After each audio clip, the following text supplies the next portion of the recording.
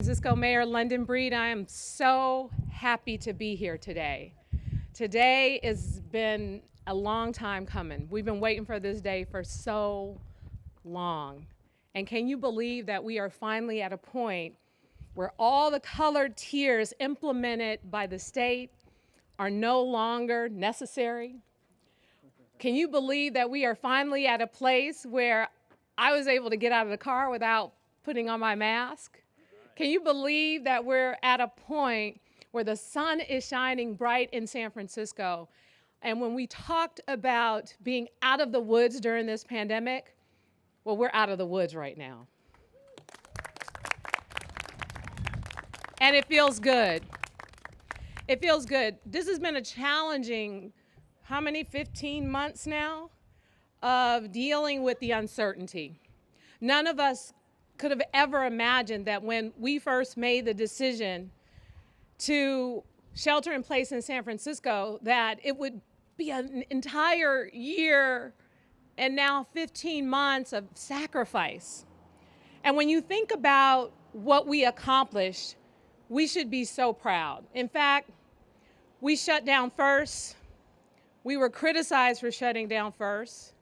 And now we're being praised as one of the densest cities in the country, having one of the lowest infection rates, one of the lowest death rates, and over 80% of residents of San Francisco have been vaccinated. It's an incredible accomplishment. Now, there's been a lot of confusion about what today means. And what I'm gonna say is, do your best. Because it's been hard enough. If someone at an establishment asks you to put on your mask, put on your mask. Let's just be happy that we are here. And let's not make things more complicated and more difficult than they have to be. Yes, you still have to wear a mask when you're riding Muni. Yes, in our hospitals and in our other facilities, there may be a requirement for employees to wear masks. In our large-scale events, both indoor and outdoor, depending on capacity, there will be vaccination proofs and masking requirements. But ultimately, let's live again. Let's enjoy life again. Let's enjoy the freedom of finally seeing faces again in person. And we've been waiting for this day for a really long time. I know I would say I can't wait till I can throw my mask in the air and wave it like I just don't care. I left my mask in the car. I was like, forget it. I don't even want to be bothered.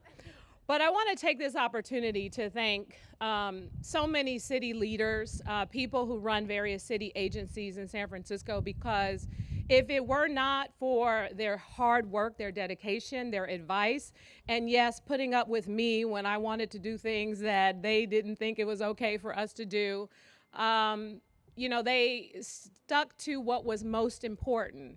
What was most important throughout this pandemic was saving lives and making sure that our hospitals were not overrun, that we were able to care for people.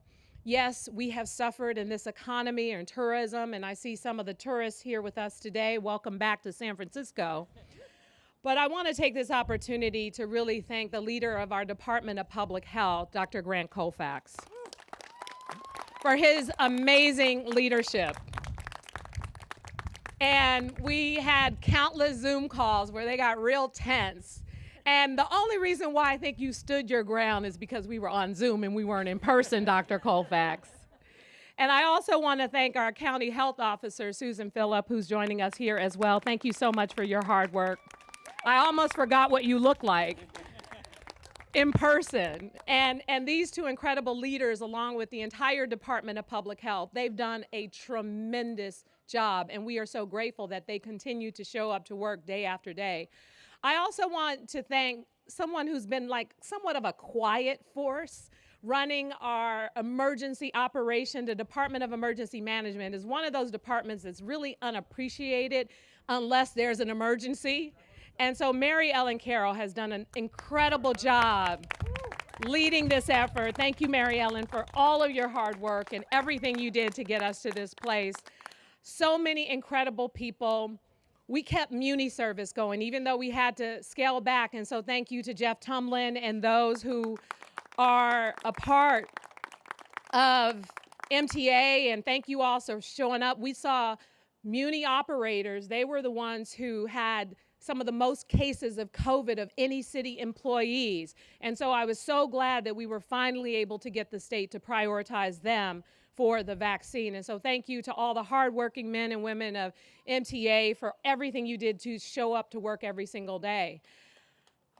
I also want to take this opportunity to thank our treasurer, Jose Cisneros, who's here with us today, because in the process of doing all this work, there were a number of initiatives that we put forward in order to provide a number of guaranteed income projects, a number of investments and changes that we had to make. And his office worked so hard on equity challenges that exist in this city and providing resources to residents at a time where there was so much uncertainty and challenges with people's income.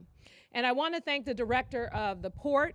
Thank you so much to Elaine Forbes for not only the work that she did as the port director, but as a disaster service worker. So many city employees stepped up and provided additional management support and resources. Everyone here really played an incredible role. And even though Joaquin Torres is our assessor recorder now, when he was running the Office of Economic and Workforce Development, Kate Sulfus is our new director, but when he was running that department, the work that they had to do to get resources to small businesses was absolutely incredible. And so all of the people that you see here joining us, they were the folks who were mostly behind the scenes. All the initiatives that I announced, all the work that had to get done to make those initiatives a reality, these are many of the people who were a part of it, who led the effort and helped us get through what was one of the most challenging times in our city's history. So I just want to give them a round of applause and thank them all for being here today. We really appreciate your hard work.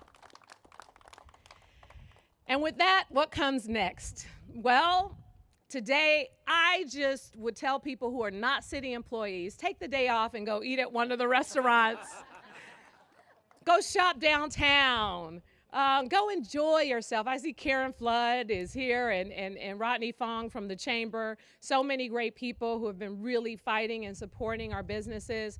Now is the time to enjoy yourself. Now, Dr. Colfax, we had a conversation yesterday, and he gave me a little bit of news that made me a little uncomfortable. He said, well, Mayor, the new variants, we want to make sure everybody gets vaccinated because that's what's going to protect everybody and prevent us from closing. And I'm like, man, Dr. Colfax, come on now. Can we just live for 5 minutes and then go back to the COVID stuff? But, you know, that's just a reminder. Yes, we have about 80% of San Franciscans that have been vaccinated. San Francisco, I heard, was almost at herd immunity, so that's pretty cool. But at the end of the day, as new variants start to come into play, we still have to be very careful. We still have to get ready for the fall. And for those who are not vaccinated, we are very concerned about those folks who may spread the virus, and we may see just sadly an uptick in numbers. So what that means is get the vaccine. We have the supply ready and available to you. And so we hope that you would take that into consideration because San Francisco is in a great place and we want to keep it there. So now, why are we here? That's the next phase of what we're here to talk about. You know, I was so saddened when I found out that the cable cars would not come back until the fall. And so I called Jeff Tumlin. I'm like, Jeff, we can't do that. San Francisco, you know, we're at a great place. We need to bring the cable cars back. And he gave me this long explanation about the compliance and the retraining and all these things. And I just didn't want to hear it. But he did come up with a creative solution. And so even though we were anticipating bringing the cable cars back this fall, we are going to be able to do something absolutely extraordinary. So what's going to happen at the beginning of August is the cable cars will be available to all riders for the entire month of August free of charge. So we're bringing them back a little bit earlier, not as early as I wish, but early enough so that you can catch the end of the summer right before you send your kids back to school when they open this fall, and they better open this fall. But the fact is, we want people to have great experiences here in San Francisco. And nothing says San Francisco like a cable car ride. Up and down, rolling up and down the hills of San Francisco on the cable car. So San Francisco, this is our gift to you. The cable cars are available. They will be available for free the entire month of August. There are capacity limits, so don't overdo it. You know how folks just jump on and then they're hanging on. We don't want anybody to get hurt. Listen to your conductors. And as we began to reopen, things like our cable cars and other great things that exist in San Francisco will continue to be available. This week is the perfect week for people to visit our city, whether it's Fisherman's Wharf, the Golden Gate Bridge, the Academy of Sciences, the Palace of Fine Arts, the De Young Museum, Union Square. It's going to be absolutely beautiful in San Francisco this week. So I would say come on down, enjoy one of our restaurants, shop, bring your whole family, and make sure that you appreciate the fact that we are in such an incredible place. And we're in this place because the people of this city came together like never before to make this a reality. Everyone in this city, in the Bay Area, we have to thank for where we are today. We got through this. We helped to save lives, and we should be so proud of the work we did. Now it's time to take full advantage of the fact that our city is reopening to people, to visitors alike. And so thank you all so much for being here today. And with that, I'd like to introduce Jeff Tumlin to talk a little bit about what this means for our cable cars so that we can start riding them sooner rather than later. Thank you. Thank you, Mayor Breed. The cable cars are more than just mobility. They are a symbol of San Francisco. They are a symbol of our technological ingenuity. Andrew Smith Halliday invented the cable cars here in San Francisco, adapting gold rush mining technology in order to create a form of mobility that allowed our hilly city to be developed. Cable cars are a symbol of our resilience. They were nearly destroyed in the Great Quake of 1906, but San Franciscans fought hard to bring cable cars back in order to get the city moving again, in order to allow for a recovery that we know about in San Francisco. We are ready to recover.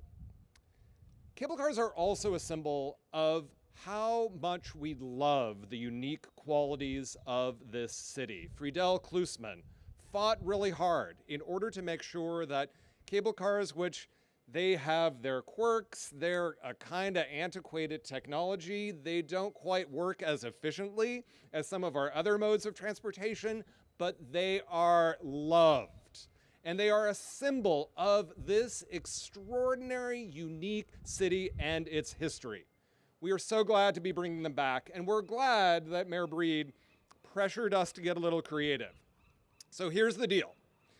We restart the cables and the engines and the powerhouse in mid-July to begin preliminary testing to make sure that things still actually work. We then do operator training starting in early August.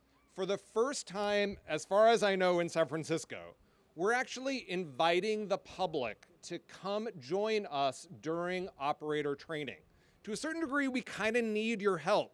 Normally, we would fill the cable cars with sandbags in order to actually test the weight, but actual people are a far better test of making sure that we can work out all the systems, get customer service down, get our headways down.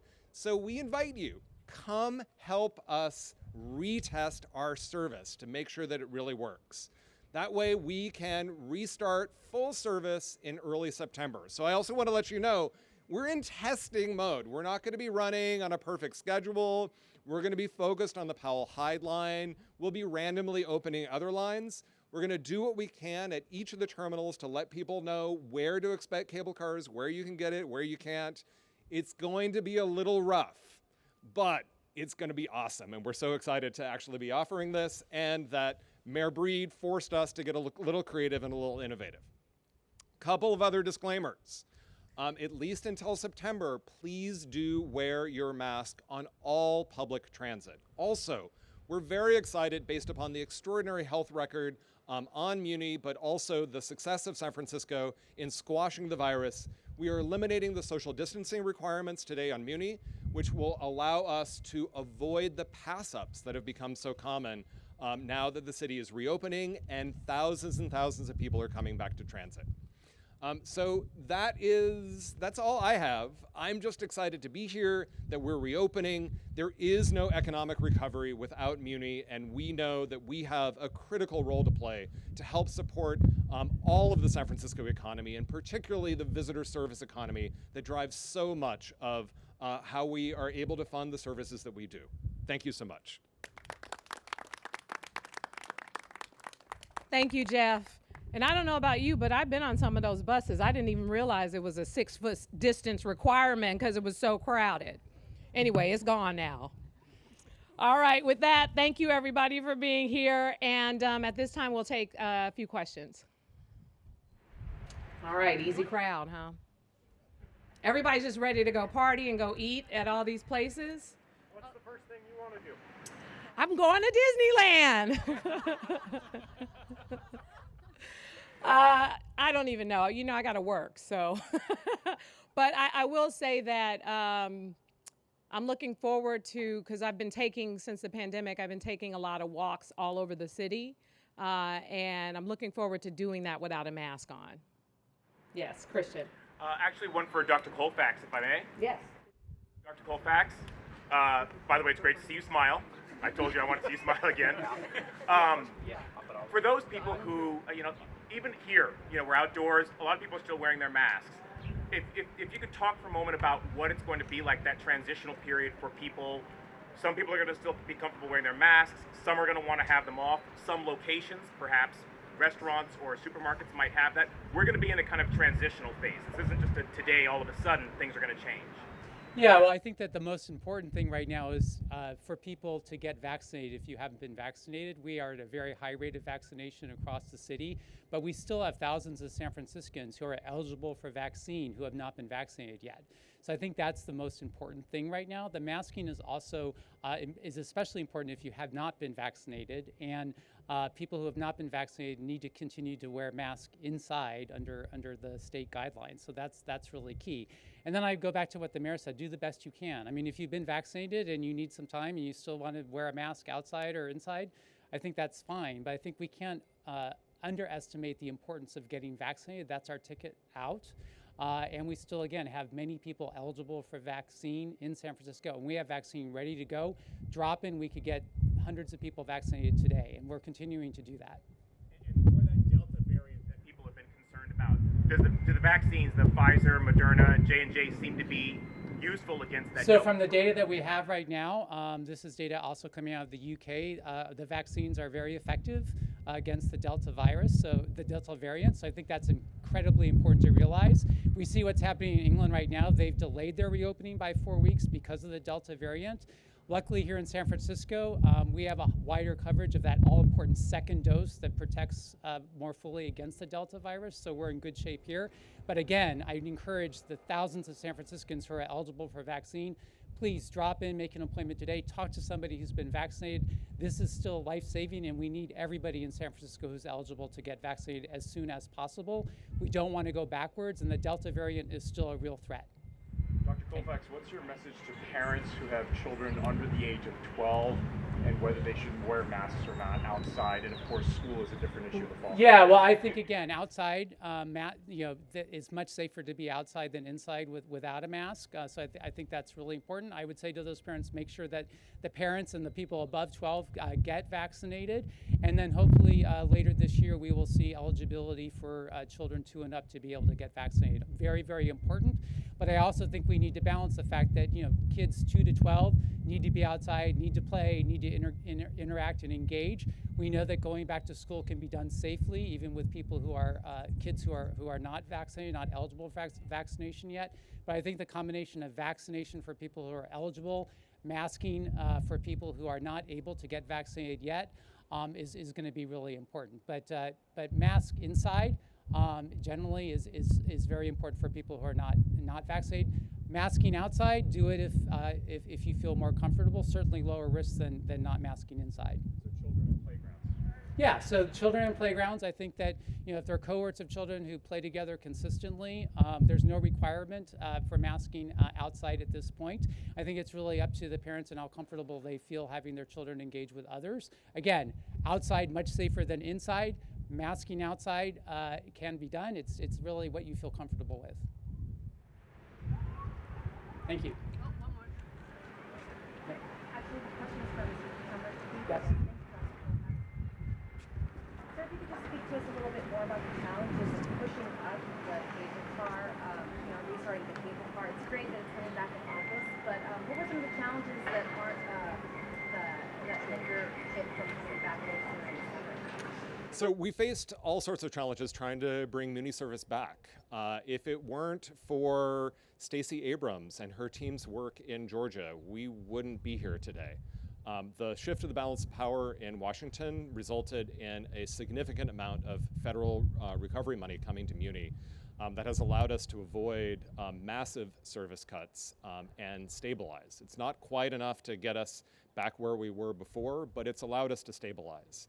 But we've been through 15 months of a hiring freeze as we work to try to minimize layoffs. Now we have to get out of reverse and into first gear, which requires hiring and training, also certifications and safety testing. Here at SFMTA, we take safety very, very seriously. So all of the mechanics and machinery need to be inspected both by our own crews, but also by the California Public Utilities Commission. Similarly, whenever services have been down for a while, we want to make sure that all of our teams get refresher training. This is an incredibly difficult job that requires a lot of finesse. This technology, it's all manual. And so making sure that all of our operators have the opportunity to get all the refresher training that they need in the mechanics as well as in customer interaction, safety training, de-escalation, bystander training, all of that work needs to be stepped up. And so what we're doing now is doing many of those steps in parallel rather than in sequence, which would have been normally how we would do it, in order to be able to accelerate the return of this service that is, again, such a symbol of San Francisco and a symbol of our recovery. Can you clarify, you're going to start training in August, and that's when people can ride for free, and then September becomes full normal service? So we've been starting the training already. There's a whole lot of training steps that are necessary. We will restart, the machinery mid-July, and then the formal testing of the service itself begins in late July, and then we welcome the public in early August to join us in the testing period. That'll be free because we want to set low expectations for, we are not going to be managing a perfect headway. During training, if there's a learning moment that arises, we stop and figure that out. So that training period in August is really going to be focused on training all of the operations teams and letting the public join in with that. So that is why we realized it was perhaps inappropriate for us to charge the full cable car fare and instead make it less about the transit service and more about the experience of being able to get back on the magic of cable cars again. Thank you. All right. Thank you. It's lunchtime now. Thanks, everybody.